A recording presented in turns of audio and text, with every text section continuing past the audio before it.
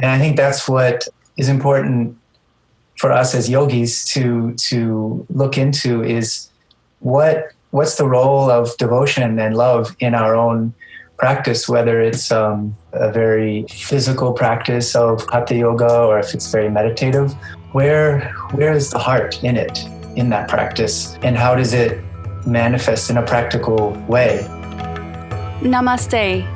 You're listening to the Savannah Podcast. Join us on an exploration of Eastern spirituality, yoga philosophy, and conscious living for the new age. This podcast is a production of SavannahSpirit.com, where you can find a large selection of Om and yoga clothing, spiritual jewelry, and unique fair trade gifts from the Far East. Now here's your host, Ashton Sabo. Greetings, everyone. Welcome to the Savannah Podcast. We've got a great show in store for today. We're going to talk all about Bhakti Yoga. Our guest is Naren Schreiner. He lived as a monk for 14 years in the ashrams of Paramahansa Yogananda, and in 2012, he founded Sangita Yoga to spread the yoga of music through lectures, workshops, and sacred music worldwide. Really excited to have him on the show. Naren, welcome. Thank you. Great to be here. So you were initiated into Kriya Yoga at 16. You've been essentially involved in spiritual practice most of your life. Tell us a little bit about your background and the work that you do today. Okay. Yeah, I was born in Torrance, so I pretty much had a background like millions of others. Which is Southern California, for those that don't know where. Okay, sorry. Southern California, South Bay, Los Angeles. Grew up with a pretty standard, American upbringing. But I was exposed at a pretty young age to kind of Eastern philosophy and mainly to Yogananda's shrines that are around Los Angeles, like the Lake Shrine, the Encinitas temples, because of my family, my dad, my aunt. And so I was already, exposed. And as I grew up, I had more of an interest in those kinds of things. I really was looking, kind of had a spiritual curiosity, mainly for India. So I was trying to get my hands on whatever I could. I would say the big change happened when I finished my freshman year in high school, and my dad invited me. He said, "Do you want to see a saint? There's a saint from India that's coming to Mountain View," which is, I was up in Northern California at the time, and that's a really small town kind of near Stanford, Palo Alto, like southern part of San Francisco. And it was Amachi, who many people know now. And now she fills huge hotels, like thousands and thousands of people. But I got to see her when there was only about 700 people. And only. Only.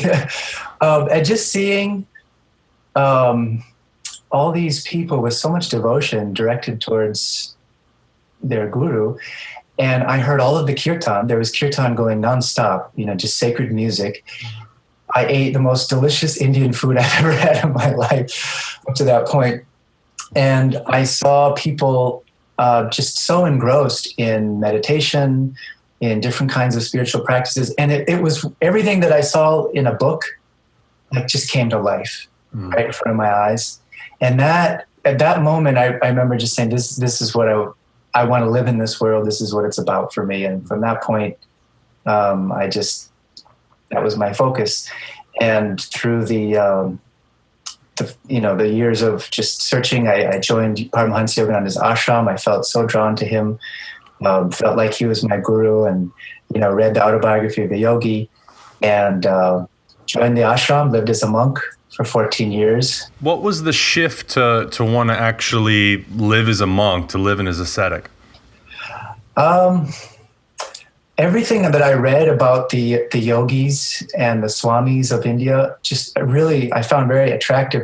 It was kind of a romantic wish of, like, wearing the robes, roaming through the hillside, and just being drunk with God. It's a really good sales pitch because it's pretty hard for that to actually happen these days. And it wasn't so easy. I mean, there was a lot of renunciation involved. I mean, I wanted to travel the world. I had a girlfriend. It wasn't like I just immediately decided to be a monk. I just felt like that was the mystical path that was calling to my heart, and I just kept walking forward. I can't say it was a decision in one sense. I felt that it was the right thing to do, and I just kept moving forward. And then what was the shift that had you eventually leave the ashram and come back into regular householder life? Yeah, so when I was in the ashram, it was really wonderful. I mean, it was very fulfilling in so many ways. I always had like a desire for India, for a lot of the rituals of India, for the devotional practices in India. And everything that I read about Paramahansa Yogananda, about his life in India, it kept tugging at my heart, kept pulling at my mind. I wanted to expand and learn more about the traditions of India and here's a land that produces so many saints and so many magnificent traditions that go beyond what SRF, his organization, was offering. And so it was really, it was actually a similar decision that I made to join, to leave, which was to follow that mystical path forward, follow my heart, follow the guru's guidance to go uncharted territory. It was a little bit of a scary decision to leave such a sheltered environment. When you were there for 14 years, it wasn't like, a lot of people now go for an ashram experience and they're there for maybe like 6 months. The longer ones, like maybe a year. You were there for 14 years. That especially in the younger years, that's a significant amount of time. Yeah, it was. It definitely is. So, yeah, it wasn't an easy decision, but I felt like it was the right decision. I still do. And the first thing that I did was go straight to India and really just connect with the motherland, with the source. And since then, these last 5 years, really my spiritual life has expanded. I feel like I left the kind of the shelter of the ashram and embarked on this journey, that's just not only really going to India, but also like symbolically going to the motherland. And I have the freedom now to really not only meet other people who are in different traditions, but also it feels like the adventure of my individual spiritual life has just taken on a whole new meaning, and it's quite something. Yeah, it's really been incredible. Well, I imagine too. I never went for the full ashram experience or anything like that, but I definitely left the world on a spiritual journey. I was kind of away from the everyday world that I grew up in for more than 6 years. And that same sort of thing, though, of like when I made the commitment to come back into the world, it completely changed my spiritual practice in a lot of really profound ways. It wasn't like, maybe my ego sometimes argues with the idea of like, well, I'm going back in the world and I want to go back to my practice in the jungles and be left alone all the time. But it has brought in more truth and more realization through having to actually face the difficulties and the challenges of embodied life, because, I don't know specifically your experience in the ashram, but, living on an island like I did, it's very easy to disconnect from the world. Like, you know what, the world's a really messed up place. I don't want anything to do with it. So I can just sit in my little room and practice yoga all day. That's great. There's not the challenge of having to deal with that, and learning how to skillfully navigate all that is where the real juice is of the practice. Like, who cares if you can do it just in an ashram or in a little room by yourself? Can you do it within all the challenges of the world? Now, I want to change gears a little bit to get on our topic, and I think this is a nice segue into it, of just like, okay, well, we've got all these different practices to do it. One of those approaches is a much more devotional approach. How would you define Bhakti Yoga? My definition, it's pretty simple. It's yoga in the term of union. So it's the soul uniting with spirit through devotion and through love. No, I'm sure, especially, I mean, a lot of our listeners are yoga practitioners or regular meditators. I'm sure many of them have heard of Bhakti Yoga, maybe in the sort of context of similar things like, oh, it's a yoga of devotion and love. But what does it actually look like as a practice?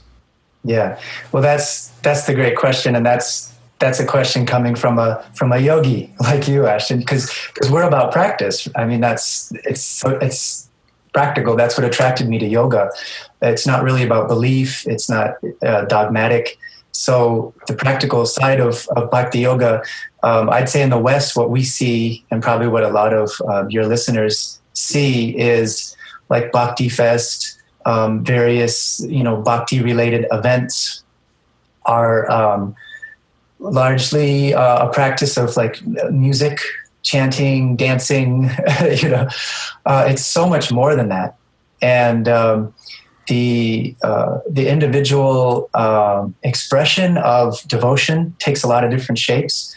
So it can even be the practice of meditation, the object of meditation. So people who are really into meditation, there's contemplative meditation, there's devotional meditation. It doesn't necessarily have to be singing and dancing. Mm-hmm. And I think that's what is important for us as yogis to look into, is what's the role of devotion and love in our own practice, whether it's a very physical practice of Hatha Yoga, or if it's very meditative.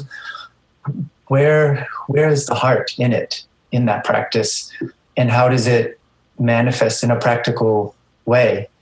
And all of the books that I've read, of various scriptures and different yogis, like great yogis, they all touch on that subject of love and devotion. They use different words like bhakti or shraddha, and talk about the importance of having love. And even if it's extremely profound, like a sense of union, uniting. And what greater expression of love is there than union? Can we, and maybe it's kind of on the tip of what you're saying now, but because love is one of those words that everyone kind of has their own interpretation, definition. How do you define love? Like, what is love, or at the very least, what is love in the context of Bhakti Yoga for you? Mm-hmm. One of the quotes that Paramahansa Yogananda wrote that really stuck in my mind over the years, he said that he would talk a lot about willpower. And I think, effort, the effort that we have to put into a yoga practice, because it's so practical that it's very hard to fake it. You got to work at it. And he said that the greatest force, or the greatest trigger of willpower, is love. And so it's what motivates me to do something. I could sit and do a meditation because I have to. I could sit out of guilt and meditate, or I could do a yoga practice kind of half-heartedly, But to do something with full attention, full of desire, to me is one of the expressions of love. And I think of it a lot as a relationship. We can have a relationship with somebody that's kind of like a business relationship, and like, I'll see you every morning at 9:00 and we'll have a meeting for an hour. And some people, that's their yoga practice and they're committed to it. And it's great. I respect that. But then there's somebody who's like, I cannot wait. I can't wait until tomorrow at 9, because I'm going to see somebody that I love. I'm going to have this wonderful conversation, or I'm going to have this profound experience. And he's like, you look forward to it. And even when there's days where it's not all that great, the love or the relationship drives. And that's the key of Bhakti Yoga that differentiates it from other yogas, is that there's a personal relationship with the divine. It's not an abstract goal or a formless goal. It's very personal. And that triggers the relationship side of spiritual life. You used a word a moment ago, desire. Now, desire is something that a lot of yogis, especially if they're coming, hearing for more of a Patanjali spin on things, like, whoa, desire, desire's bad. So talk about that for a moment. Where does desire fit in this view of a approach to the divine? Well, the word desire, again, it's an English problem with the English language. There's lust. And I think that's what, in Sanskrit, that's what the yogis and different spiritual practitioners are trying to point out to us is, kama, krodha, lobha, moha, lobha, matsarya, lust, greed, anger, envy, these kinds of things. But desire is like Shakti in our beings. That is power. That is an attractive force that brings to us the experiences that we seek. It gives us the fire to do our practice, the tapas.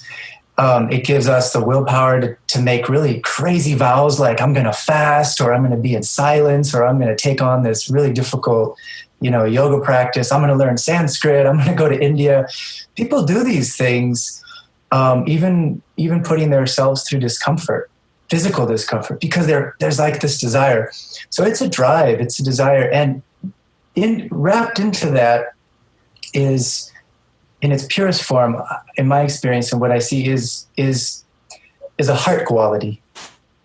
So that it kind of softens it, so that it's not like this greedy lust for experiences. Imagine, Ashton, if you and I were like, I'm going to be the baddest yogi, like the best yogi. I'm going to go to India. My yoga's the best. Nobody's yoga can compare to mine. Like that that's where the desire shifts over to, very egotistical, kind of greedy, intellectual, but a desire that's very heart-centered. And really, what the great ones say, the masters in India say, that desire is actually in our DNA. It's inherent. It's planted into our being because we are separated. So we are like little sparks of light and coming out of the fire. And we have implanted in our being the desire to reunite with that. And so when people talk about, being centered with the self, or having peace, or having perfect love, that's a desire that's there. And so yogis tap into that desire. They try to refine that desire and go deeper into that desire that's yearning to reunite, which is yoga. And then that's the fuel. Well, I think too, the way that we define both love and desire kind of fits, where desiring for oneself, the small self, is that greed again. For me, I would define love as, opening up the sphere of something larger than yourself. Meaning, if I love something, that I prioritize that over my own needs. So it's like, okay, well, I love someone, well, then their needs are more important than mine. So the idea that you're desiring for love of God or the divine or whatever it is means that desire is not coming for yourself as much it is for that greater thing, whether you personify it or not. So I think that's, whether it's the Tao or a particular image of a deity or whatever it may be. Is there a main lineage of Bhakti Yoga, or does it sort of transcend lineages? It transcends lineage. There was definitely a popular Bhakti movement that spread throughout India in the medieval times, the 15th century. That was largely a Vaishnav movement, that had Sri Chaitanya Mahaprabhu. And so a lot of the devotion that we see, the bhakti that we see in the traditions of worship of Krishna and Kirtan and chanting the divine name, that has become very widespread. But bhakti, as a yoga, as a practice, is not restricted to one lineage. Every lineage has a bhakti element to it. Certainly you have like very, very jnani paths like Advaita Vedanta, where they believe not that there is a seeker and a sought, like I am seeking the divine, that they would see that as being dual, like two. So some people will say, oh, well, they're not devotional. And it's true, they may not have devotional practices, but they will recognize perhaps elements like Shraddha, which is like faith, or they will recognize the principle of love being the force that attracts, or that binds together. I would say in our present day yoga, what we see in the West, what we all experience, a lot of that has come to us from certain lineages. We had like Swami Vivekananda was the first Swami to come here, and then after that you had yogis living here like Paramahansa Yogananda. Then the Srila Prabhupada came here for the Hare Krishna movement. Swami Muktananda came, Swami Shivananda, his disciples came here, more and more come. So I'd say our Western world, we're kind of exposed to certain lineages. And all of those lineages have a lot of emphasis on devotion, chanting, japa yoga, chanting of mantras, repetition of mantras, and this idea that we worship a deity, be it Kali, Hanuman, Krishna, Shiva, Ganesh. All the yoga studios that I've been to anyway, they have some understanding of, I love Ganesh, or, and so that automatically, if you have a Ishta, a deity like that, it's already in the bigger Bhakti Yoga tradition. For people that might, in terms of their own religious beliefs, I mean, obviously in North America, the United States, I mean, it's a very diverse religious culture. Can someone be a Bhakti Yogin and practice any type of religion? I mean, we're talking about like Ganesha, or even then, can someone have devotion for Ganesha but be a Christian?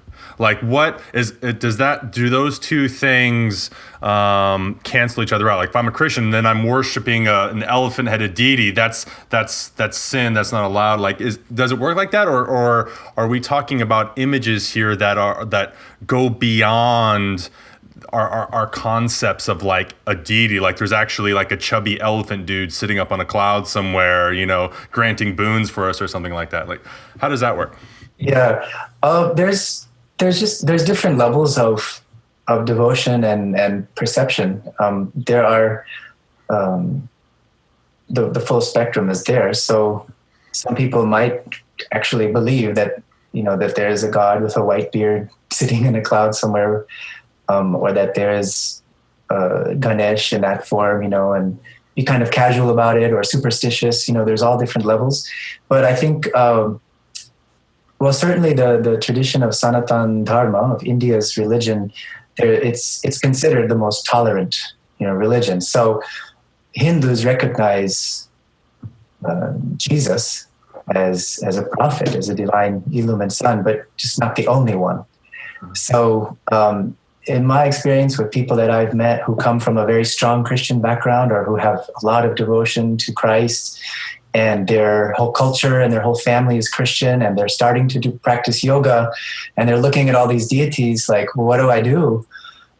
It really, again, there's no shoulds. You don't have to. It comes back to the heart. If you feel drawn, if there's devotion, if there's a calling or an attraction to one of the deities in India, then pursue that. If learn some chants to Ganesha, or learn something about Krishna, and just try it out. I guess that's the answer. But certainly, I would say being a Christian and being a yogi, that's a whole nother subject. That could be a whole other podcast on its own for sure. Yeah.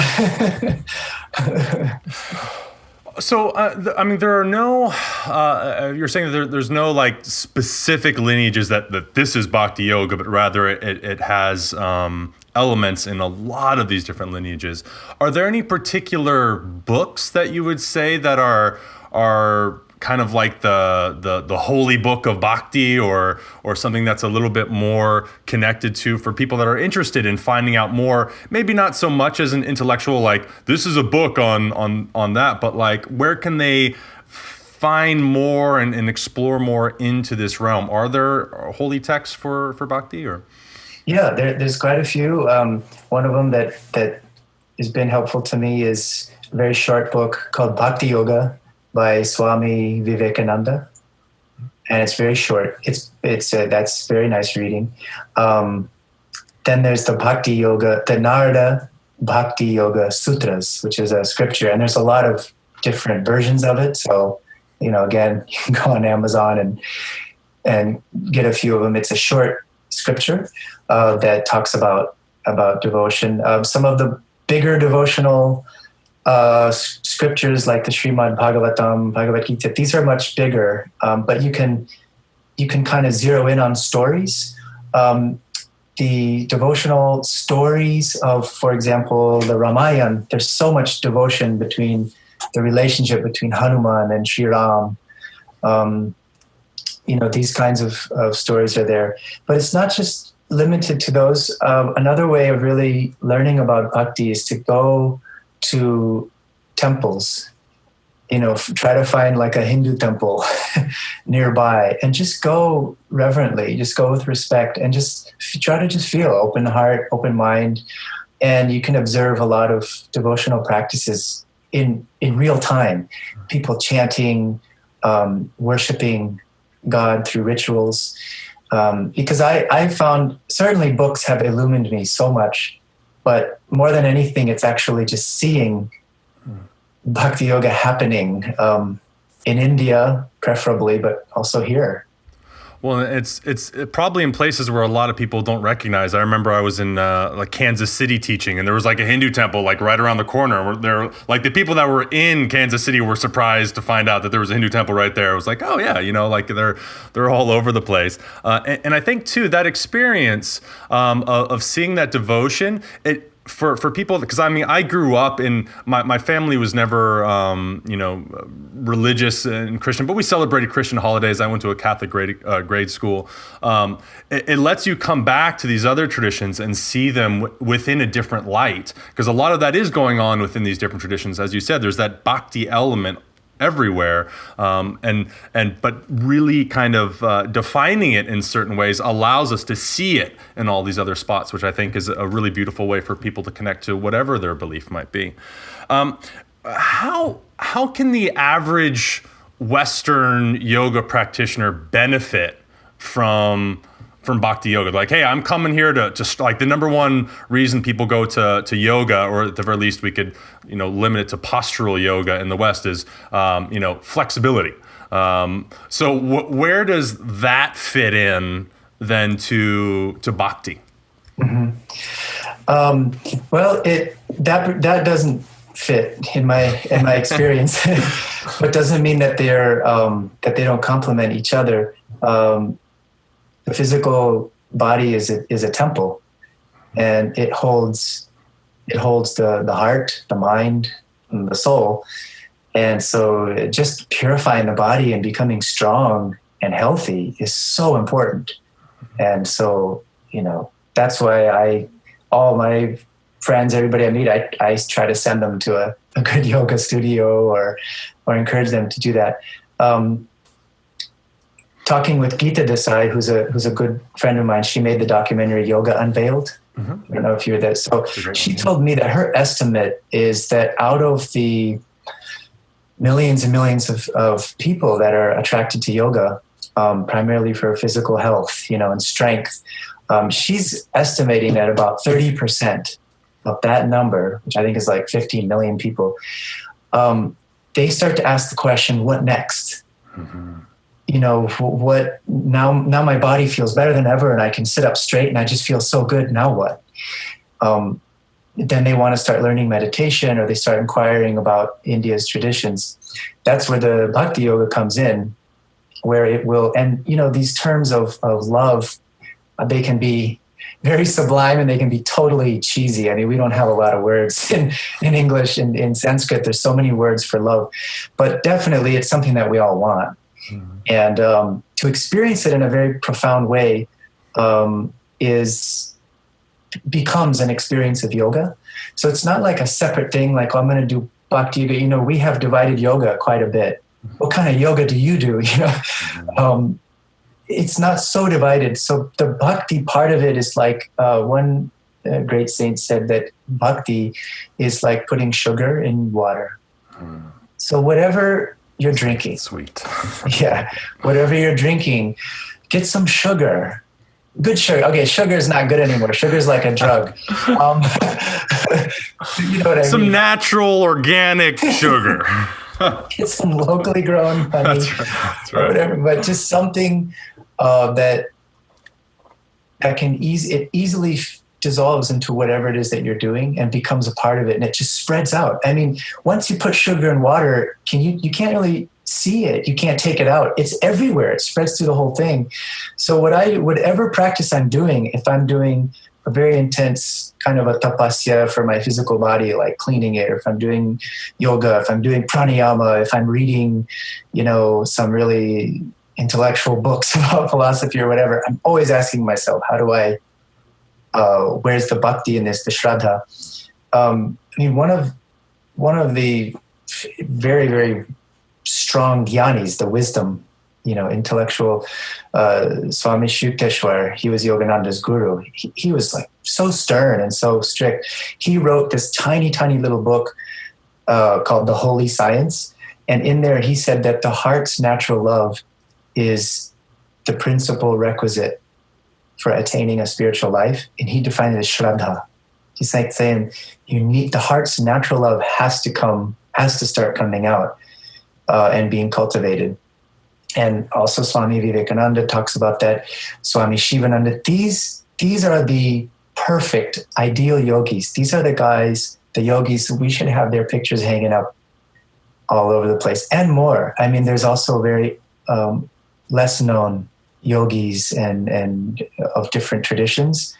Whenever we idolize them and say what made them such great yogis, they all will touch on bhakti and on renunciation and courage, self-control, love, compassion. It's all holistic. So I would just say that Westerners or non-Westerners, whoever, dive into yoga and get your body temple feeling better than ever. Put your whole heart into yoga, and then when it starts to feel really good, and you start to feel like, wow, my mind is calm, or I'm sleeping better, what's next? Then keep going, keep going forward. Well, I'd say too, using your analogy of the sugar and water, that to add some bhakti into a physical practice, and we're talking about these concepts of love, where if you're practicing for the love of your own body, like, hey, look at me, aren't I great? I've got a nicer body because I'm doing this physical practice.